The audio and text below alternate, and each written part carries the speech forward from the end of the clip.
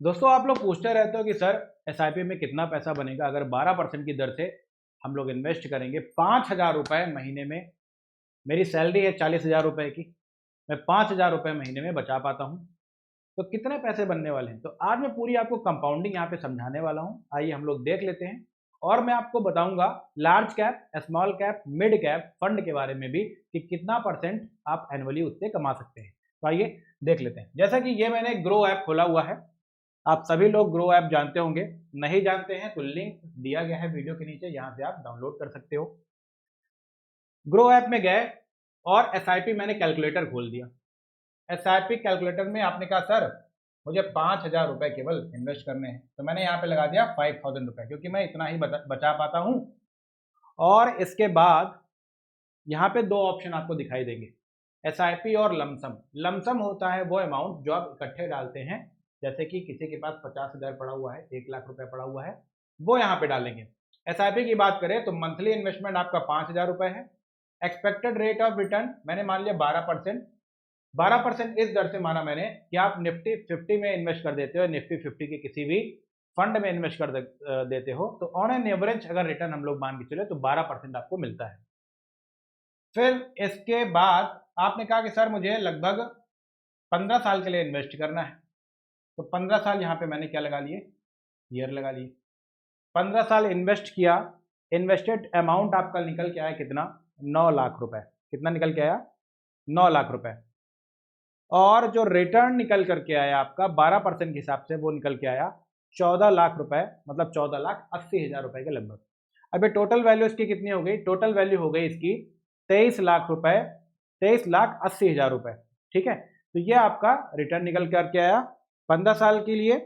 Expected return है 12% और 5,000 रुपए केवल आपने इन्वेस्ट किया हुआ इसमें। ठीक है, ये देख सकते हो इसमें, ये इन्वेस्टेड अमाउंट है आपका। और ये यहीं पे अगर आप टाइम बढ़ा देते हो, कहते हो सर मुझे 5 साल से करोड़पति बनना है और मुझे बहुत सेफ रखना है, बहुत सेफ गेम खेलना है, मतलब 12% के हिसाब से करना है। लार्ज कैप जो म्यूचुअल फंड है वो लगभग सेम माने जाते हैं।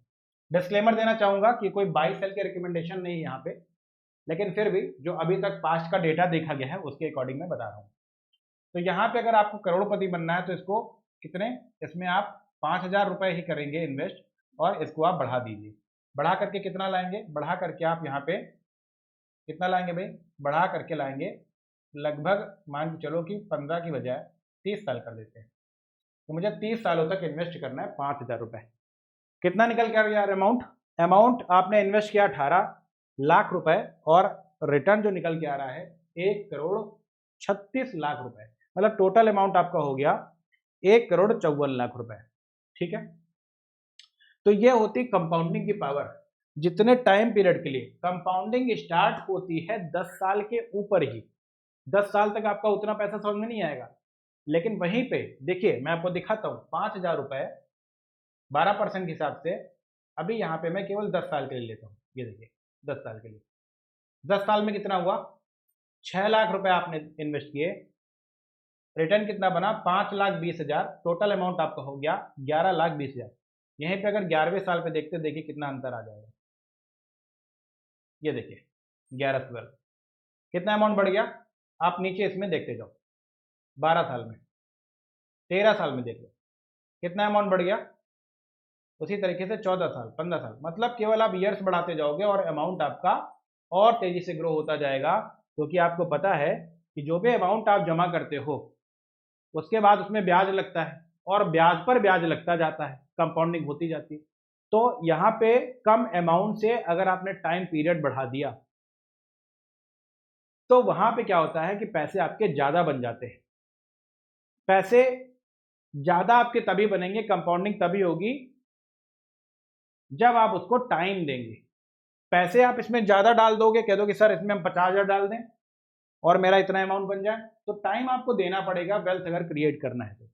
अब 12% तो लार्ज कैप में बनता है, मतलब लार्ज कैप मैं आगे चल के आपको फंड भी बताऊंगा नेक्स्ट वीडियो में कि कौन से फंड में आप इन्वेस्ट कर सकते हो अभी पास्ट डेटा के अकॉर्डिंग। तो यहाँ पे जैसे मान लो हमने लार्ज कैप में इन्वेस्ट कर दिया 5,000 रुपए के हिसाब से, तो कितना फंड बन रहा है, कितना अमाउंट बन रहा है आपका, मान लीजिए आगे चल तक आगे तक आपका 20 साल के लिए, तो ये बन रहा है आपका लगभग 46 लाख रुपए। ठीक है। अब यहीं पे अगर हम लोग यहाँ पे मिड कैप ले लें तो मिड कैप में एवरेज रिटर्न 17 से 18% तक मान के चलिए कि मिल जाता है, मार्केट अच्छी रही तो। और ये सब लॉन्ग टर्म के लिए हम लोग बात कर रहे हैं। शॉर्ट टर्म में वोलेटिलिटी आपको मिलेगी, लेकिन लॉन्ग टर्म में आपका एक अच्छा रिटर्न, एक हैंडसम रिटर्न आपको मिल जाएगा। अब यहाँ पे 18% के हिसाब से 5,000 रुपये आपने इन्वेस्ट किए, मंथली इन्वेस्टमेंट किया।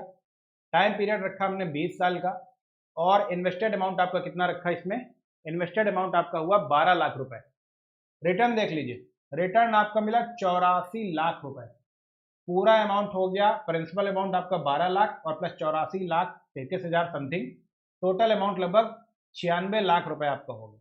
ठीक है, तो ये होती है कंपाउंडिंग की पावर। यहीं पे अगर आप इन्वेस्ट करते हैं स्मॉल कैप में, स्मॉल कैप में रिटर्न ज़्यादा रहता है, रिस्क ज़्यादा रहता है। मतलब जितना return high risk high return, right ना।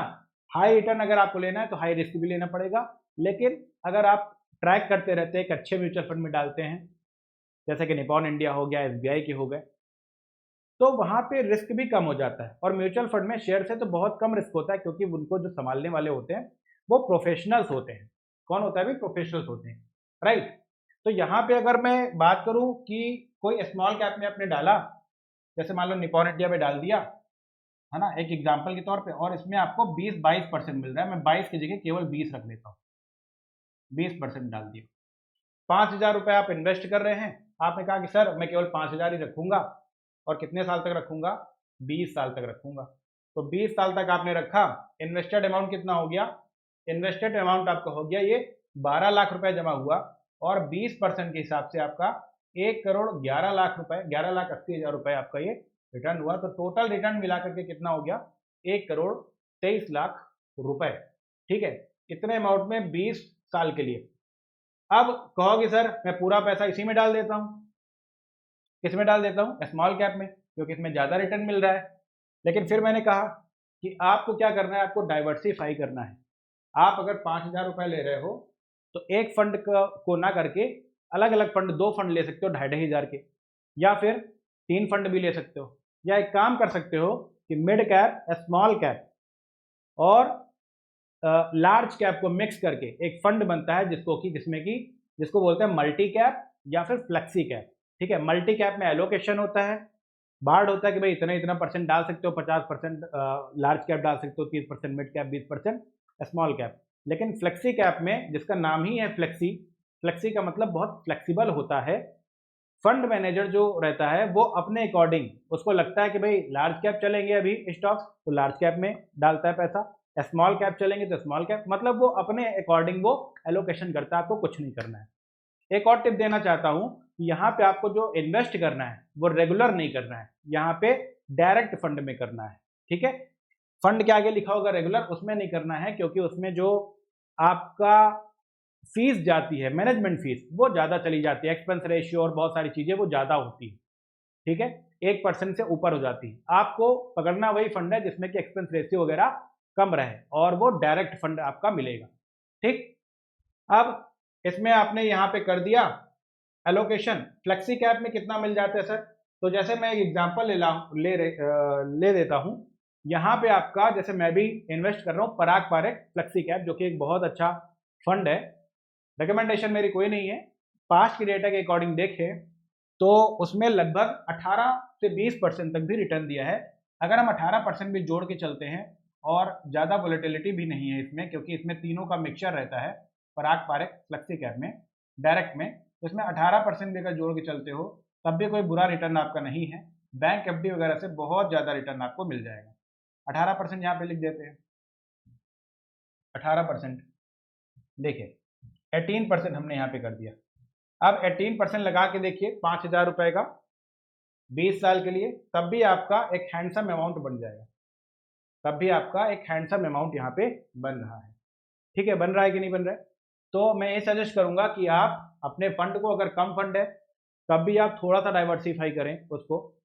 स्मॉल कैप में पूरा पैसा ना डालें, हर एक फंड में आपको पूरा पैसा नहीं डालना है। जैसे कहा जाता है ना कि never put all eggs in a basket.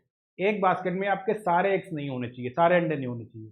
ठीक है, अंडों को आप इधर उधर करें, मतलब अपने पैसों को एलोकेट करें, डाइवर्सिफाई करें। राइट।